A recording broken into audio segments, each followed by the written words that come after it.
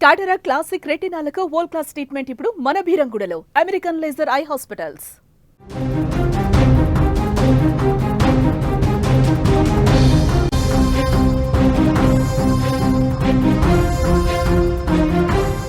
ప్రశాంతతకు, పచ్చదనానికి, పర్యాటానికి మారుపేరైనటువంటి డార్జిలింగ్ కొండ ప్రాంతం ఇప్పుడు వర్ష భీభత్సానికి చిగురుటాకుల వణికిపోతుంది.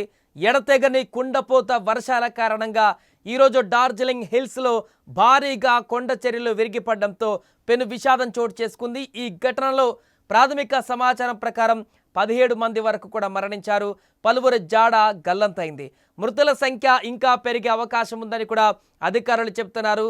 గత కొన్ని రోజులుగా గత నెల కంటే ముందు ఉత్తరాఖండ్లో ఏ రకమైనటువంటి పరిస్థితులు ఏర్పడ్డాయో అలాంటి పరిస్థితి ఇప్పుడు పశ్చిమ బెంగాల్లోని డార్జిలింగ్ వద్ద కూడా పరిస్థితులు కనిపిస్తున్నాయి. డార్జిలింగ్, కాలింపాంగ్ జిల్లాలలో వర్షాల ప్రభావం తీవ్రంగా ఉంది. ముఖ్యంగా మిరిక్ ప్రాంతం అల్లకల్లోలంగా మారింది.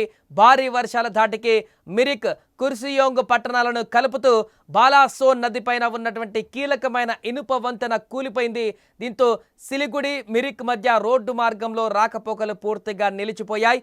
అంతేకాకుండా 717 జాతీయ రహదారి పైన కూడా కొండ చర్యలు విరిగిపడడంతో సిక్కిం, సిలిగుడి మార్గంలో కూడా వాహనాల రాకపోకలు ఆగిపోయాయి. కీలకమైనటువంటి రోడ్లు ధ్వంసమవ్వడంతో పాటుగా మారుమూల ప్రాంతాలకు ప్రపంచంతో సంబంధాలు కూడా తెగిపోయాయి. దాని కారణంగా పర్యాటక కేంద్రాలను అధికారులు తాత్కాలికంగా మూసివేశారు. అక్కడ వివిధ రాష్ట్రాల నుంచి, వివిధ దేశాల నుంచి కూడా డార్జిలింగ్ ప్రాంతానికి వచ్చి అక్కడ ఉన్నటువంటి పర్యాటక ప్రాంతాన్ని ఎంతో ఆహ్లాదకంగా ఆస్వాదించడానికి వస్తారు. అలాంటి ప్రాంతం ఇప్పుడు తీవ్రమైనటువంటి వర్ష బీభత్సానికి అల్లకల్లోలంగా మారింది. ఇక ఈ సమాచారం అందిన వెంటనే ఎన్డీఆర్ఎఫ్ బృందాలు స్థానిక పోలీసుల సహాయక చర్యలను మిరిక్ లేక్ ఏరియాలో ప్రారంభించాయి. అయితే ఎడతెగని కుండపోత వర్షాల కారణంగా సహాయక బృందాలకు తీవ్ర ఆటంకం కూడా కలుగుతోంది. వర్షం వల్ల కొండ ప్రాంతం మరింత జారే స్వభావం కలిగి ఉండడంతో రెస్క్యూ ఆపరేషన్ క్లిష్టంగా మారింది. ఇక మట్టిని తొలగించడానికి ఉపయోగిస్తున్నటువంటి ఎర్త్ మూవర్ వాహనాలు కూడా సరైనటువంటి విధంగా పనిచేయలేకపోతున్నాయి. ఈ ప్రకృతి విపత్తు పైన రాష్ట్రపతి ద్రౌపది ముర్ము మరియు ప్రధానమంత్రి నరేంద్ర మోదీ తీవ్ర విచారం వ్యక్తం చేశారు. మరణించిన వారి కుటుంబాలకు సంతాపం కూడా తెలిపారు. రెస్క్యూ ఆపరేషన్ విజయవంతం కావాలని రాష్ట్రపతి ప్రార్థించారు. పరిస్థితిని తాము ఎప్పటికప్పుడు సమీక్షిస్తున్నామని, బాధితులకు అన్ని విధాల సహాయ సహకారాలు అందిస్తామని ప్రధాని మోదీ ట్విట్టర్ వేదికగా తెలిపారు. కొండ చర్యలు విరిగిపడినటువంటి ప్రాంతాలను ఎమర్జెన్సీ వాహనాలు చేరడం కష్టంగా మారడంతో సహాయక చర్యల కోసం అధికారులు హెలికాప్టర్లను కూడా రంగంలోకి దింపారు. విపత్తు కారణంగా పలు ప్రాంతాలలో చిక్కుకుపోయినటువంటి పర్యాటకుల కోసం కూడా అక్కడ గాలింపు చర్యలు కొనసాగిస్తున్నారు. డార్జిలింగ్ పోలీసులు ప్రత్యేకంగా హెల్ప్ లైన్ నంబర్లను కూడా జారీ చేశారు. స్థానిక ప్రజలు, పర్యాటకులు అప్రమత్తంగా ఉండాలని కూడా అధికారులు సూచిస్తున్నారు. అంతేకాకుండా డార్జిలింగ్కు రావాలని ప్లాన్ చేసుకున్న వాళ్ళందరూ కూడా ప్రస్తుతానికి దాన్ని వాయిదా వేసుకోవాలంటూ చెప్తున్నారు.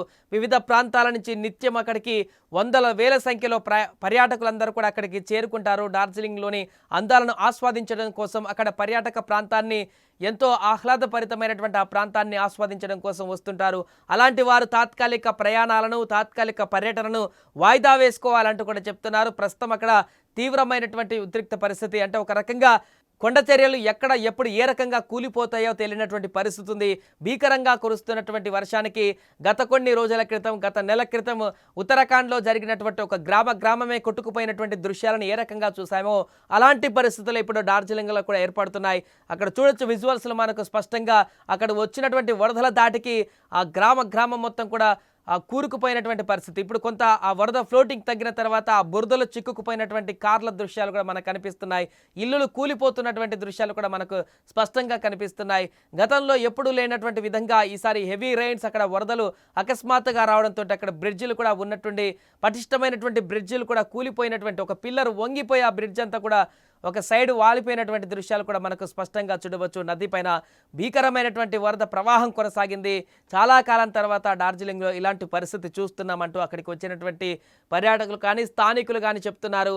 ఇలాంటి పరిస్థితి మరలా ఎప్పుడు రాకూడదంటూ కూడా ప్రార్థిస్తున్నారు. అక్కడికి చేరుకున్నటువంటి దీని గురించి తెలియని వివిధ ప్రాంతాల నుంచి వచ్చినటువంటి పర్యాటకులు అయితే తీవ్ర భయాందోళనకు గురవుతున్నారు.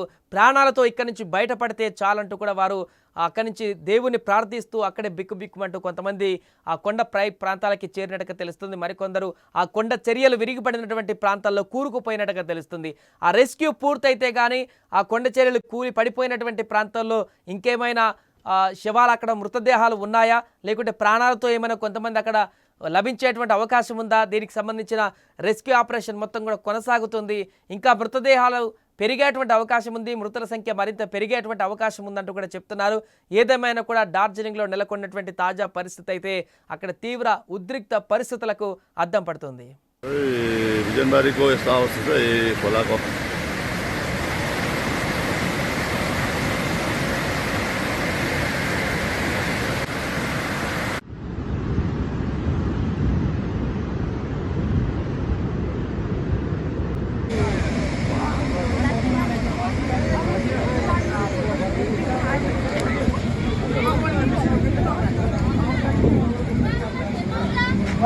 चलो जी हाँ